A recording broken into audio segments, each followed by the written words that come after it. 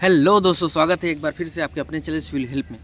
तो देखो, आज हम रेलवे का फॉर्म कैसे भरते हैं उसके बारे में अच्छे से डिटेल से जानेंगे। एक एक चीज़ों को बारीकी समझा जाएगा और इस फॉर्म को भरते समय जो जो समस्या आ रही थी कि जैसे आधार का OTP का प्रॉब्लम, ये सब जो प्रॉब्लम था, ये सब रेलवे के हिसाब से अब क्या हो चुका है, वो सही हो चुका है। ठीक है, तो हम देखो एक बार हम क्या करेंगे, फॉर्म को अगर आपने अभी तक फॉर्म नहीं भरा है तो प्लीज़ आप फॉर्म भर लीजिए। ठीक है, उसके बारे में देखो हम एक एक चीज़ें आपको स्टेप बाय स्टेप बताएंगे। तो अभी तक आपने हमारे चैनल को सब्सक्राइब नहीं किया तो प्लीज़ चैनल को सब्सक्राइब कर लीजिए और इसी तरह का नोटिफिकेशन पाने के लिए हमसे जुड़िए। ठीक है, तो चलिए देखो हम वीडियो को स्टार्ट करते हैं। देखो क्या है कि नोटिफिकेशन की अगर बात करें, सबसे पहले इस नोटिफिकेशन को जाकर डिस्क्रिप्शन में दिए गए लिंक से इसको डाउनलोड करके एक बार अच्छे से पढ़ लेना है। ठीक है, सब कुछ अच्छे से पढ़ने के बाद, क्योंकि देखो 22 जनवरी से लेकर 23 जनवरी से लेकर 22 फरवरी तक ये फॉर्म भरा जाएगा। ठीक है, उसके बाद फिर फॉर्म नहीं भरा जाएगा। आपको इससे पहले ही, समय रहते ही आपको अच्छे से भर लेना है, नहीं क्या पता लास्ट में आपको फॉर्म भरे या ना भरे। ठीक है, तो देखो नोटिफिकेशन अब एक बार आप अच्छे से पढ़ लेना। अब हम आते हैं मुद्दे पे कि हम फॉर्म भरें कैसे। देखो फॉर्म भरने के लिए देखो दो चीज़ें हैं। एक तो आपके पास पहले से अकाउंट है। इसका मतलब ये है कि भाई आपने पहले से ही अप्लाई कर रखा है, तो पिछली बार का जो अकाउंट नंबर, जो ईमेल आईडी पासवर्ड था, उसी से आप खोल के आप इसको अप्लाई कर सकते हो। इस पर कोई फिर से रजिस्ट्रेशन करने की कोई ज़रूरत नहीं। ठीक है, लेकिन आप अब अभी मान के चलिए कि आप नए हो। ठीक है, नए हो तो क्या करोगे, देखो सबसे पहले अप्लाई वाले क्लिक करोगे, उसके बाद खुलेगा, उसके बाद फिर क्या करना है, क्रिएट एन अकाउंट पर आप क्लिक करोगे। ठीक है, इस पर क्लिक करते आप आ जाओगे, एक पेज खुलेगा। देखो इस पेज में देखो यही बताया गया है कि अगर आपने पहले से अकाउंट बना रखा है तो क्या करना है, आपको फिर से अकाउंट बनाने की ज़रूरत नहीं है। ठीक है, तो यहाँ से आप क्या करो, ओके पे क्लिक कर दो। तो अब इस पेज में जो मांगा गया वो आपको अच्छे से देना है। क्या आपको अपना नेशनैलिटी सेलेक्ट कर लेना है। अब देखो आपका पर्सनल इन्फॉर्मेशन इसमें देना है, जिसमें आपका फुल नेम देना है। फुल नेम को रिटाइप करना है। Do you have change your name, यदि आपने अपना नेम चेंज किया तो यहाँ पे यस सेलेक्ट करो। उसके बाद फिर आपका जो डिटेल्स मांगेगा उसको देना पड़ेगा। ठीक है, नहीं तो आप यहाँ पर नो सेलेक्ट कर सकते हो। ठीक है, उसके बाद फिर अपना डेट ऑफ बर्थ डालना है। डेट ऑफ बर्थ को रिटाइप करना है। जेंडर सेलेक्ट करना है, जेंडर को रीसेलेक्ट करना है। उसके बाद फिर फादर्स नेम करना है, फादर नेम को रिटाइप करना है। मदर्स नेम डालना है, मदर्स नेम को रिटाइप करना है। ठीक है, उसके बाद फिर आते हैं नीचे। एक बात देखो, नीचे आने के बाद देखो क्या है कि आपको इसमें कॉन्टैक्ट डिटेल्स देना है। कॉन्टैक्ट डिटेल्स में देखो अपना ईमेल आईडी देना है। उसके बाद फिर क्या करना है, जनरेट ईमेल OTP पे क्लिक करना है। तो ईमेल आईडी डालने के बाद तो जनरेट ईमेल OTP पे क्लिक करोगे तो जो ईमेल आईडी दिए थे, ठीक है, उस ईमेल आईडी पे क्या आ जाएगा, एक OTP जाएगा। उस OTP के इसमें फिल कर देना है। ठीक है, उसके बाद फिर उसी समय देखो मोबाइल नंबर भी आपको डाल देना है। ठीक है, फिर generate mobile number OTP click करना है। ठीक है, तो दोनों का OTP इसमें डाल देना है। उसके बाद फिर क्या करना है, फिर आधार वेरिफिकेशन। तो इस पर अपना आधार नंबर डालना है या VID नंबर डालना है। उसके बाद फिर जनरेट आधार OTP। तो आधार पे OTP उस नंबर पे जाएगा जो मोबाइल नंबर आधार से आपका लिंक है। ठीक है, यहाँ पे उसके बाद फिर क्लिक करोगे, उसके बाद फिर यहाँ पे वेरीफाई पे क्लिक कर दोगे। ठीक है, तो आपका ये जो है वेरीफाई हो जाएगा। अच्छा, अगर आपके पास आधार नहीं है तो यहाँ पे क्लिक करो, फिर जो अदर ऑप्शन दे रहा है उस अदर ऑप्शन से आप क्या करो, फॉर्म भर सकते हो। लेकिन यार आज के समय में 99.99% आपके पास आधार होना ही चाहिए। ठीक है, आप देख लो, उसको सही करवा लो। उसके बाद फिर क्या करना है, आप यहाँ पर ब्लू टिक करो, उसके बाद फिर आती नीचे। देखो अब देखो इसमें दिया है, इसमें देखो पासवर्ड, आपको इसमें अपना पासवर्ड अपने से बनाना है। जैसे आपका नाम अमित है तो अमित में A कैपिटल रखो, MIT स्मॉल रख दो, फिर @ या डॉलर जो भी आप स्पेशल कैरेक्टर देना चाहते हो वो, फिर उसके बाद 4 अंक अपना, जैसे मोबाइल नंबर का 4 अंक दे सकते हो, अपना डेट ऑफ बर्थ दे सकते हो, एज योर विश। ठीक है, उसको डालो, मतलब आपका वो पासवर्ड बन गया, वो यहाँ पे एक्सेप्ट हो जाएगा। ठीक है, उसके बाद फिर उसी पासवर्ड को कंफर्म करना है। फिर आई एम नॉट रोबोट पे क्लिक करना है। फिर आपके पास एक पेज की तरह खुलेगा जिसमें आपको बताना रहेगा कि सेलेक्ट करो कि इसमें किस उसमें लिखा रहेगा कि किस इमेज में क्या क्या है। तो जैसे आपको पूछ ले किस इमेज में कार है, उसको सेलेक्ट करो। तो जिस इमेज में कार है वहाँ पे क्या करो, उसको आप अपना सेलेक्ट करके यहाँ पे वेरीफाई होगा, यहाँ पे वेरीफाई पे क्लिक कर दोगे। ठीक है, तो आपका हो जाएगा। ठीक, उसके बाद अब देखो, उसके बाद फिर अब आप यहाँ पर प्रीव्यू एंड क्रिएट अकाउंट पे क्लिक करोगे तो आपका जो अकाउंट है वो बन जाएगा। और आपका जो ईमेल आईडी या मोबाइल नंबर आपको पता ही है जो आपने ऊपर डाला था। उसके बाद फिर जो अपना पासवर्ड बनाया तो वो आपको पता ही है। अब इसी दोनों से क्या हो जाएगा आपका लॉगिन हो जाएगा। ठीक है, तो फिर चलते हैं बैक। तो बैक हम आ गए। अब हम फिर से क्या करेंगे, हम फिर से इस पर क्लिक करेंगे तो 2 खुलेगा। अब हमें ऑलरेडी हैव अकाउंट पर क्लिक कर देना है। इस पर क्लिक करते ही आ जाओगे नेक्स्ट पेज पे। अब नेक्स्ट पेज में देखो आपको अपना डिटेल्स देना है, मोबाइल नंबर या ईमेल एड्रेस दे देना है जो उसमें डाला था। ठीक है, दोनों में से कोई है। उसके बाद फिर अपना जो पासवर्ड बनाया था उसको इसमें टिक करके आई एम नॉट रोबोट क्या करना है वो बताए। ठीक है, वहाँ पे क्लिक करोगे, उसके बाद फिर लॉगिन पे आप क्लिक कर दोगे। उसके बाद लॉगिन पे क्लिक करते आप उसमें लॉगिन हो जाओगे। अब देखो आपको इसमें क्या करना है, अब आपको इसमें अपना डिटेल्स देना है। डिटेल्स में अब देखो क्या करना है कि सबसे पहले देखो जनरल इंस्ट्रक्शन है, ठीक है। अब देखो आपको अब ऑनलाइन एप्लीकेशन भरना है, तो क्या करोगे, ऑनलाइन एक एप्लीकेशन पे क्लिक कर दोगे। यहाँ से भी जा सकते हो आप, यहाँ से भी जा सकते हो। तो चलो मैंने दोनों में से किसी एक जगह क्लिक कर दिया। उसके बाद फिर ये पेज खुला, ठीक है। अब इस पेज में हम ये वाला फॉर्म भर रहे हैं, ठीक है। तो ये देखो ओपनिंग डेट और क्लोजिंग डेट ये दोनों दे रखा है, ठीक है। यहाँ पे आप सिटी सिलेक्ट करोगे, उसके बाद फिर यहाँ पर ब्लू टिक करोगे, उसके बाद फिर यहाँ पे नेक्स्ट पे क्लिक कर दोगे, ठीक है। अब देखो अब यहाँ पे आने के बाद देखो आप अपना डिटेल्स भरो जैसे जैसे मांगा कि आपको इसमें क्या करना है, आपका मैरिटल स्टेटस देना है कि आप शादीशुदा हो कि नहीं। उसके बाद फिर अपना रिलीजन देना है कि अपना कौन सा रिलीजन, अपना रिलीजन दे देना है, ठीक है। अपना फिर मदर टंग देना है। उसके बाद फिर चॉइस ऑफ लैंग्वेज एग्जामिनेशन, आप किस लैंग्वेज में एग्जामिनेशन देना चाहते हो उसको आप करोगे। उसके बाद फिर परमानेंट फिजिकल मार्क है तो उसे ज़रूर दे दे, ठीक है। उसके बाद फिर अच्छा जैसे आपको कैसे पता, जैसे आपके चेहरे पर या अब जैसे जो परमानेंट विजिबल मार्क है कोशिश करो उसको दो, ठीक है। उसके बाद फिर नहीं तो आप नो मार्क भी लिख सकते हो। उसके बाद फिर देखो आपका जो कम्युनिटी डिटेल्स देना है। अब देखो इसमें क्या करोगे, अगर आप अनरिजर्व डालोगे तो कोई दिक्कत नहीं, लेकिन आप देखो SC ST या OBC कुछ भी या EWC EBC डालोगे तो उसमें आपको सर्टिफिकेट भी देना पड़ेगा, ठीक है। तो जैसे हमें SC हमने सिलेक्ट किया तो SC हमने सिलेक्ट किया। अब देखो इसमें जो जो मांगा उसमें देना पड़ेगा क्या, नेम अपना नेम आप कास्ट दो। उसके बाद कम्युनिटी सर्टिफिकेट नंबर दो। उसके बाद कम्युनिटी सर्टिफिकेट इशूइंग अथॉरिटी दो, किसने जारी किया, किस स्टेट से जारी किया, ठीक है, या यूनियन टेरिटरी से जारी हुआ, ठीक है। उसके बाद फिर कम्युनिटी सर्टिफिकेट नंबर डालो, उस सर्टिफिकेट में सब कुछ लिखा होता है, ठीक है। Do you wish to avail free rail pass, यदि आप फ्री रेल पास अवेल करना चाहते हो तो यहाँ पे सेलेक्ट कर सकते हो यस या नो, ठीक है। उसके बाद फिर आते हैं एड्रेस। अब देखो ये हो गया। अब देखो अब एड्रेस में देखो आपको सेम वही काम करना है भाई, जो मांगा है वो देना है। क्या अपना स्टेट सेलेक्ट करना है, डिस्ट्रिक्ट सेलेक्ट करना है, फिर अपने एड्रेस को यहाँ पे पूरा देना है, ठीक है। जैसे नाम, गांव, पता, थाना, पोस्ट ऑफिस, फिर उसके बाद अपना ज़िला, उसके बाद फिर प्रदेश, फिर कॉमा लगाकर पिन कोड भी दे सकते हो, ठीक है। उसके बाद फिर नियरेस्ट सिटी या मेजर टाउन यहाँ पे दे सकते हो। उसके बाद फिर पिन कोड यहाँ पे डाल दो, ठीक है। यदि प्रेजेंट एड्रेस और परमानेंट एड्रेस जब दोनों सेम है तो यहाँ पे टिक कर दो।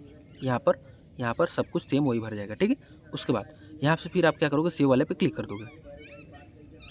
देखो सेव पे क्लिक करते हैं आप, देखो आपको पास नेक्स्ट पेज खुलेगी जिसमें आपको देखो अदर डिटेल्स में आपको देखो इसमें देना है डेटा क्या, कि यदि आप एक्स सर्विसमैन हो तो आप यहाँ पे नो सेलेक्ट करो, नहीं हो तो नो सेलेक्ट करो। यदि आप एस सेलेक्ट करते हो तो देखो आपको ये सारा डिटेल्स देना पड़ेगा क्या, कि डेट ऑफ अटेस्टेशन, आप कब अटेस्टेड हुए थे, ठीक है। उसमें सर्टिफिकेट में सब कुछ लिखा होगा, ठीक है। उसके बाद फिर डिफेंस सर्विस कौन सा था, रैंक का था। उसके बाद फिर are you still in defence army, यदि आप अभी भी हो तो इसमें सेलेक्ट कर सकते हो। उसके बाद फिर डेट ऑफ डिस्चार्ज किस डेट को मिला था, रीजन क्या था। उसके बाद डिस्चार्ज सर्टिफिकेट नंबर। उसके बाद फिर do you have taken re employment as an ex serviceman, आपने कभी री एम्प्लॉयमेंट लिया, इसमें आपको देना है, ठीक। उसके बाद फिर लेंथ ऑफ सर्विस यहाँ पर आपको दे देना है, ठीक है। उसके बाद फिर नीचे अब पर्सन, देखो अब आपको कोई डिसेबिलिटी है तो डिसेबिलिटी के बारे में आपको इसमें डिटेल्स देना है, ठीक है। Do you have person with benchmark disability, तो यहाँ पे यस सेलेक्ट करोगे। तो उसके बाद फिर आपका जो इसमें सारा डिटेल्स का सर्टिफिकेट वगैरह मांगेगा तो उसमें आपको देना है, ठीक है। डिसेबिलिटी का आपका सर्टिफिकेट बनता है, ठीक है। उसके बाद कैटेगरी देना है, सब कैटेगरी देना है, परसेंटेज ऑफ डिसेबिलिटी देना है, नेचर ऑफ डिसेबिलिटी देना है, PWBD सर्टिफिकेट नंबर देना है। उसके बाद फिर यदि आपके पास ये UDID नंबर है तो दे दो, नहीं तो कोई दिक्कत नहीं। उसके बाद फिर PWBD सर्टिफिकेट इशूइंग डेट, आपको किस डेट को इशू हुआ था, ठीक है। उसके फिर बात आता है नीचे स्क्राइब के बारे में। देखो आपको डिटेल्स देना है कि अगर आपको स्क्राइब की ज़रूरत है तो आप यहाँ पे यस सेलेक्ट कर दो, नहीं तो नो सेलेक्ट कर सकते हो, ठीक है। इसके बारे में आप देखो पैरा नंबर ये दिया गया, रेफरेंस जाके पढ़ सकते हो, ठीक है। उसके बाद फिर देखो अगर आप इकोनॉमिकली बैकवर्ड क्लास है, यदि आप नो सेलेक्ट करते हो कोई दिक्कत नहीं। यदि आप एस सेलेक्ट करते हो तो देखो आपको इसमें डिटेल्स देना पड़ेगा क्या, कि यदि आप ये सेलेक्ट करते हो तो मैंने इसमें कहा चलो यस। उसके बाद do you wish to avail fee concession, तो यदि आपको फी कंसेशन चाहिए तो आप यहाँ पे यस सेलेक्ट करो। उसके बाद फिर सर्टिफिकेट नंबर डालो, EBC का सर्टिफिकेट नंबर इसमें डालो। उसके बाद फिर इशूइंग अथॉरिटी डाल दो। उसके बाद फिर डेट ऑफ इशू डाल दो, किस इशू को डेट हुआ था, मतलब किस डेट को इशू हुआ था, ठीक है। उसके बाद फिर नीचे आते हैं। अब देखो अब नीचे कि आप इसमें पूछा गया क्या आप रेलवे में पहले से ही काम करते हैं, ठीक है। तो यदि आप नो सेलेक्ट करोगे तो कोई दिक्कत नहीं, आप नीचे आओगे। लेकिन अगर आप एस सेलेक्ट करोगे तो इसमें आपको बताना पड़ेगा कि have you availed for NOC for to the from the controlling officer, आपने NOC के लिए अप्लाई कर दिया है तो इसमें ऐसे नो सेलेक्ट करोगे। उसके बाद फिर